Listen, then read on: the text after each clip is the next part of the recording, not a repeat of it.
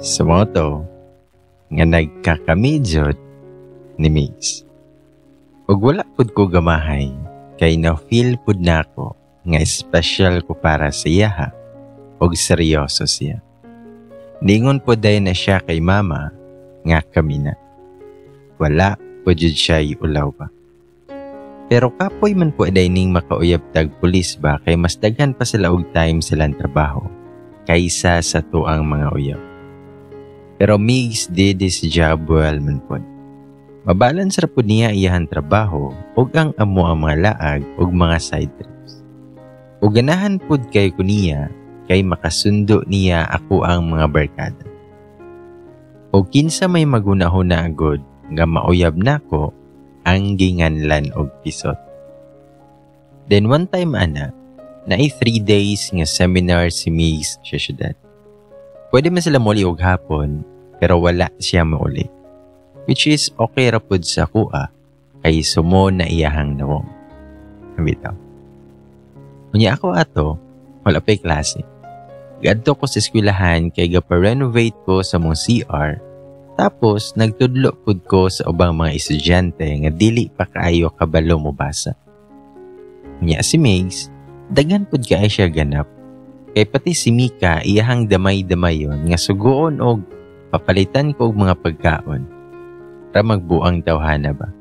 Aron daw nga motambok ko ug aron daw na ay justice iyahang pagtawag nako og butete. Aha ka.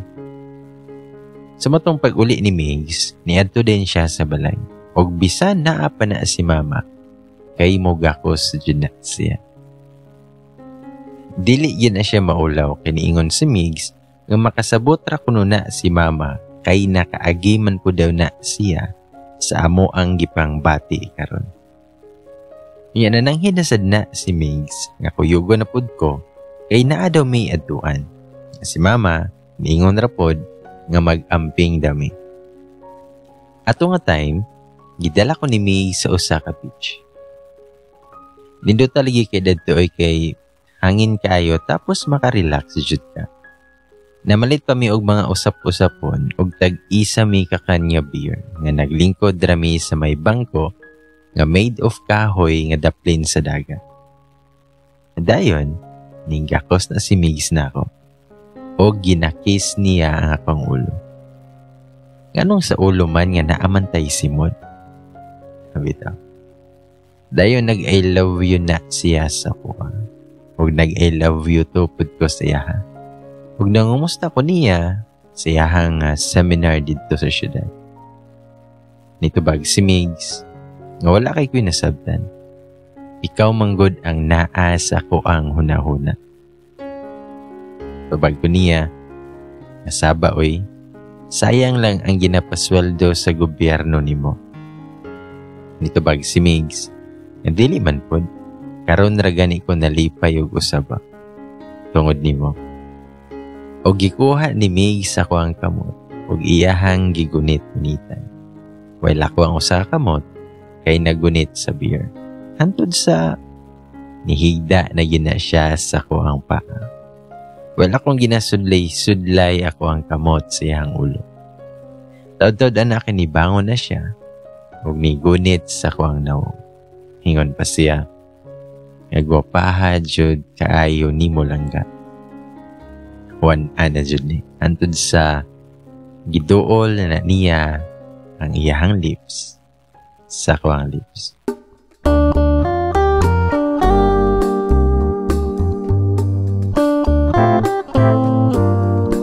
Og dito jud perte jud niyang halok na ko nga mura kog malumos. Ipalayo pa na ako na usahay iyang nawong ug muginhawa tapos ako na sad siyang halukan.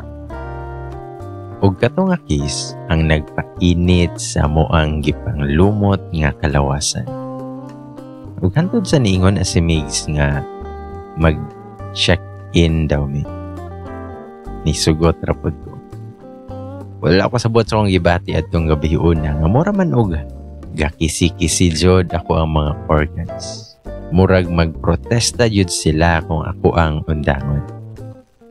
Sa matong perting pangita namo ni May sugin. Pero ang ending, nag-resort na lang.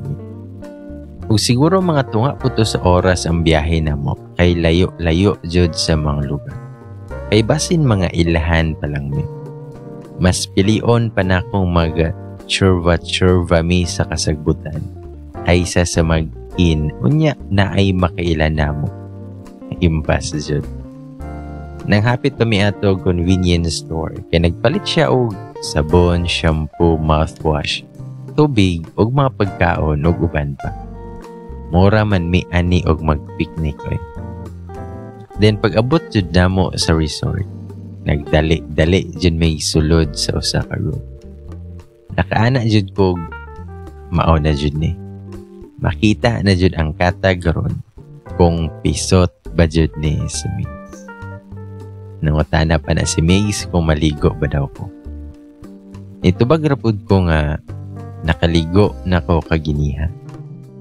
Ug ni dool na si Maze na ko ug ni Honghong para mas lami kuyog na maligo ta.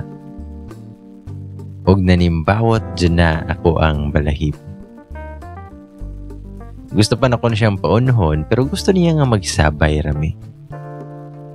Ug nagtagbo dyan akong kilay kay di ko musugot nga magtungan mi. Sa matong unang nisulod si Mig sa CR para maligo pero ingon siya nga iyahad daw kong pabuton. Nangutana pa ko niya kung maghubo na ba mi? Ito bag si Migs. Ikaw, pwede ran dili. Pero wala jud kay suoton ugma inig uli nato. Kung dili ka maghubo karon.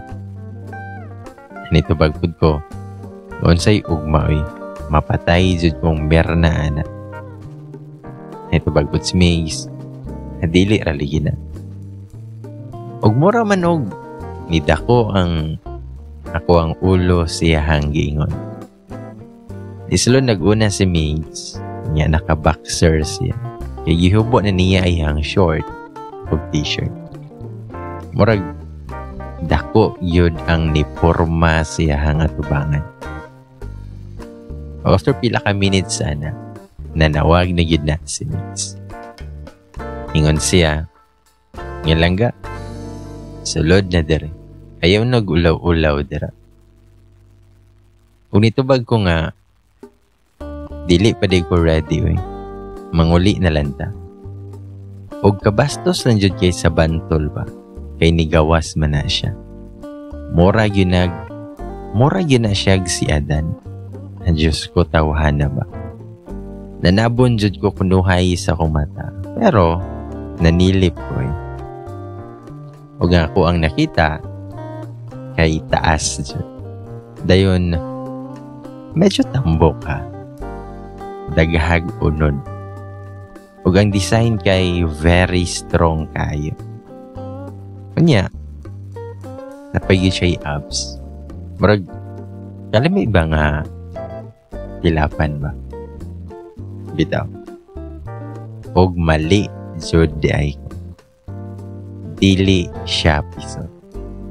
Confirm na. Pero ang usap ko jud sa rason kung anong gaduha-duha ko guhubo ato. Kaya ko ang panty kay high waist ba. Unya na ay buwak-buwak ug murag na ay ribbon sa tunga. So in. Dili ko ready ato nga time. Kaingon niya nga manglaag rami. Wa siya nag-ingon nga mag-push and pull na midiay. Ug kung kabalo pa lang ko ngayon atong mahitabo, dapat nagsuot kog terno ba? Aha. Pero, ginduol dyan na si Maze na ako ato nga naghupo siya. Isamot og panimbawot ako mga balihipo sa itsura nga mura man siya dili puts. Mura man siya og nasa Viva Max. Lagi. Ingon si Maze. Lantawa ko no lang gabi kung pisot ba. Huwag ako pod, gilantaw dyan ako na. Gitutukan pa na ako. Ingon dayon ko, nakaklaroan na nga dili o. Og ni Ismail na si Migs. Og waa dyan tawhana eh. Giduol man Hinoo nagsamot ni Migs sa kuha. Og iyahang gikuha ako ang kamot. Og iyahang gipahawiran sa iyaha. Wa na jud Hinoon ko nakatingot. Dili jud ko makaget over adto. Siguro mo to ang best experience na ko ever ato nga time. Lingon pa na si Migs nga ang pisot gani kay dili ing ani mo. Og iya jud nang gipahawid-hawiran sa kuha ang ulo-ulo sa iya. Gikumot-kumot sad nako na og yahoy-dahawiran jud nako nag-ayo ang iya. Naahat na jud eh. Sumotong niingon na sad si Migs nga mga ligo na daw mi. Pero niingon ko nga gitugnaw ko og dili na lang ko maligo. Niingon po si Migs nga dili kaangay mabalaka na lang ka. Ako'y bahala nga mopainit sa imuha karon. Pagkaahaka na lang jud pa kay ni samot jud og kainit ang ako ang gibato. Perte na jud na kong panginit ato nga time. Og galit man Hinoon kong gibira ana ni Migs padto sa sipan. Og nagpaubaya na lang sad ko. Ginahini na naghubo ni Migs ang ako ang t-shirt. Og pagkakita niya sa ko ang tubangan, iyaman din ang gikisan. Iha pa nang gikumot ang isa. Og iyahan na nang gitanggal ang nakatabot. Hingon pa siya, nahubuon na daw na ako ang short. Pero ningon ko, ayaw lang eh. Sakto na ning upper. Ingon po si Migs, dapat hubuon ni mo lang ka. Kaya maligo man ta. Huwag ako siyang giingnan, hubuon na ako. Pero ayaw o katawa. Ahaka lang jud ato ba kay bad timing jud kaayo. Kay kung anong kaning pantiha kung gisuot ato ba. O kantod sa gihubo na nako ako ang short. Og nag-smile ang ako ang panty nga color pink nga high waist nga naay ribbon sa tubangan.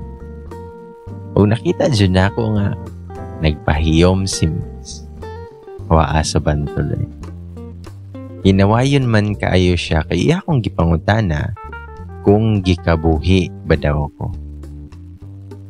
Ako pa siyang giingnan, inakog putlon ako ng gabitan. Sabagit si Migs, ngayon sa daan na, Teacher L. Wa na tay kalipay, ani. O ginatis, jud kuniyag sa siyang pag-ingon og Teacher L.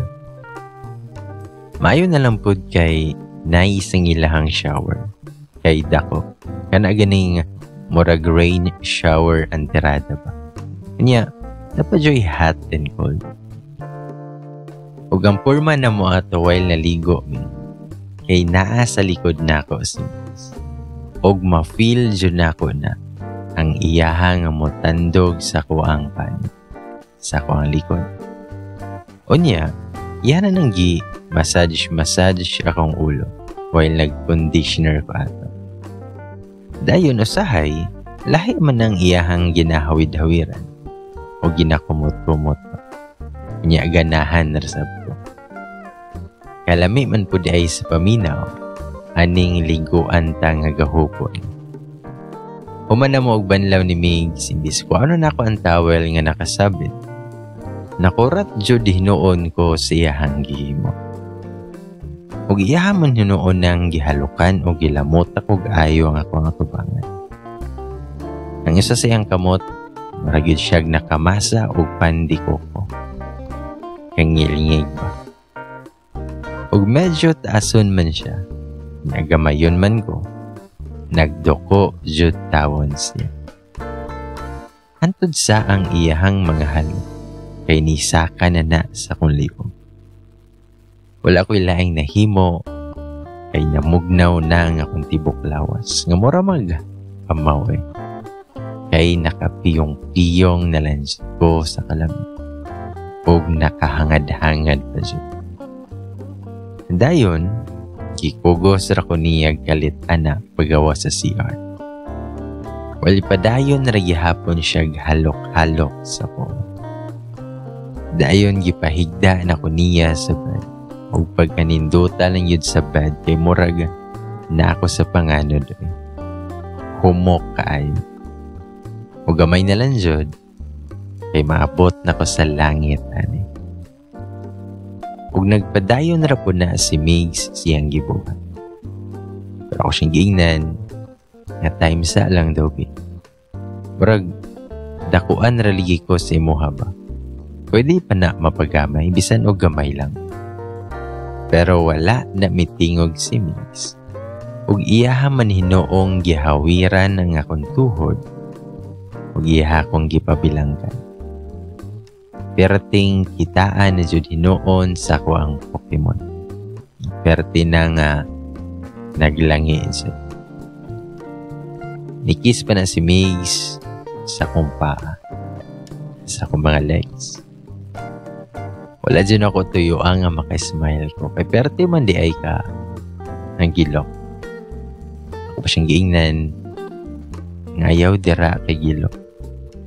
Gil kanon bi ako. Ya si Migs, naamang na yun siya. Concentrate kay siya sa iyahang gustong buhaton. Ug wala yun na siya ni tingog. Ug kalit lang niya ng gikaon ng ako ang perlas. Hambot na lang dyan. Abi ko og kadali rato pero dugay kay siya na human dyan. Og perte jud kagilok sa ko ang paminaw. Isulayan pa na ko nagbira iyang ulo pasaka pero gahi man. Iyang doha ka mo kay gahawid sa ko ang hips. Walang iyang dawong naa sa tunga-tunga sa ko mga paa. Naluya jud ko ato, madi na ko karisas.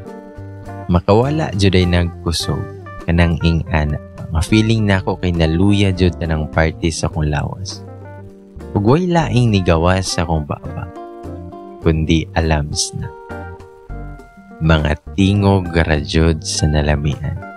Hangtod sa pagkahuman sa bantol og sawom sa kong humayan. Nisaka na siya pero gamit ang iyahang nandila. Pwede ka gilok, mga lami kayo mo baka o katawad siya.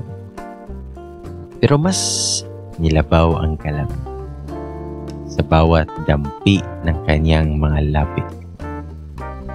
Bitaw. Nihalok na siya sa kuntihan. Antod niabot siya sa nakondughan.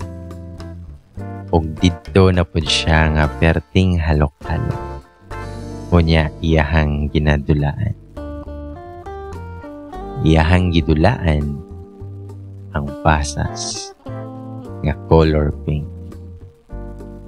Niyak syempre siya halok sa kong baba.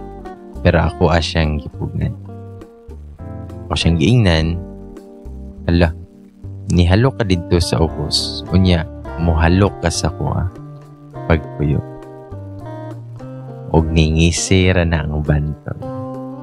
Pero take note, dili di ay jud siya piso.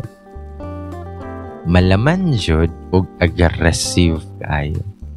Makasulirap og mata. Ningon na si Migs nga it's okay lang ka. Og nihalok jud na siya na ako. Mogid siguro to'y ginatawag nila nga French kiss. Lamia ba? Ipiyong na lang ko sa tanang gihimo ni Migs na ko adtong gabi una. Antod sa our body become one. At first, yes, pwede kasakit. Pero along the way, medyo maganahan ra ko pero sakit. Napay bantol nga daghan kaayo mga style. na ay usahay sakit kaayong masakitan jud ko. Nya napoy malamian jud kay ko sa tanan. Basta tanang posisyon, basta masulod lang daw. Kaligid. Ug mao jud daw nga perting bungkaga yod sa balay sa lambing. Ug gusto pa jud nako nga undangon na unta, pero pasikat kay siya. Kaya iyaha man ang gipaspasan og ayo pa. Antod sa nakita na ko nga nagpiyong-piyong na pud na si Miss. Umura jud og bantol ang nawong. Gahwat ko nga iyahang ibton og iyahang ipagawas. Pero dibil jud kayo siya. Kay iyaha jud nang gisulod tanan. Tanan jud. Nihalok pa na siya sa kong agtang og niingon nga I love you lang ga. Pero wala pa jud niya na tangtanga ang iya. Nakataroy pa jud. Nakapangutana jud ko kung ahana na punta ang iyahang kanang puti ba. Niingon ra pod si Migs nga iyaha daw ang gipasulod jud tanan. Ug ako agi na siyang gihapak og taman ba. Antod sa nilingkod na siya sa katre og namahid na ug iyaha pong gitrapuhan ang ako. Ako gid siyang giingnan nga what if maboros ko. Ito bagra pod siya. Nga ide mami na ka, daddy na ko. Huwag ako siyang giingnan, mapatay jud kong papa ani ba. Kabag si Migs pod nga, dili oy, sakto naman ta sa pangidad. Magpakasal ta. Pero ako siyang giingnan nga wala pa ko'y natigom. Pero ningon si Migs, na siya na ko na'y bahala kay naan na daw siya'y natigom. Ug nihilom na lang jud ko. Lami man pod. Bitaw. Gialalayan pa ko niya na patug CR kay ligi. Medyo pula-pula pa man ang ako ang Pokemon. Pildi sa labanan sa bantol. Ug after sa tanang ganap, nang higda namin. Iya pong gipahigda siyang buko. Ug perting gahi aman. Perti sa di ay kaayo ka hapdos ang ako. Samot nang kanang mangihit ba. Dayon, iha pa nang giuslan ako ang phone. Kay mo text daw siya sa akong mama. Nga ugma na lang may manguli kay nag-resort mi. Pero wala dyan ko nisugot oy kay di ko gusto nga makabalo si mama nga nag-resort mi. Pasin unsa ang iyahang huna-hunaon. Pero niingon ra po na si Migs nga okay ra daw kay sakto man po daw ang huna-hunaon sa akong mama. Pagkaahak jud aning bantula pa. Napungot jud kaayo ko niya. Pero sige siya pumugos nga lagi mulo siya sa akong phone kay iyahang i-text si mama. Ug hantod sa nisugot na lang ko og bahala siya. Wala na ko basaha ang iyahang i-text. Ningon pa na si Migs nga magpa-alarm do may pag-ugma kay didto ra mi mamahaw. Kay mga alas 12 pa man mi mo out dito. Nagkalalisay pa mi kadyot ana kay samo kayo siya. Onya after adto, nakaduhaan pa ko sa amaw. 1 + 2 = 3. So tulo ka tuyukan paingon sa kalangitan. Onya adto pong gabi una, gihatag po na ni Migs sa kuha ang iyang account ug ang iyahang mga password. Taas kaya ko ang buhok ato nga time kay nadiligan man. Bitaw. Pero green flag kaayo kay gihatag niya sa kuata ng password niya. Og niingon na si Migs nga at least karon na-prove na nako nimo nga dili ko pisot. Our hearts beat to the city streets. We began to feel the fire. We rise like tall buildings as the chemicals they take us higher. The night's young and it's just begun as she puts her hand in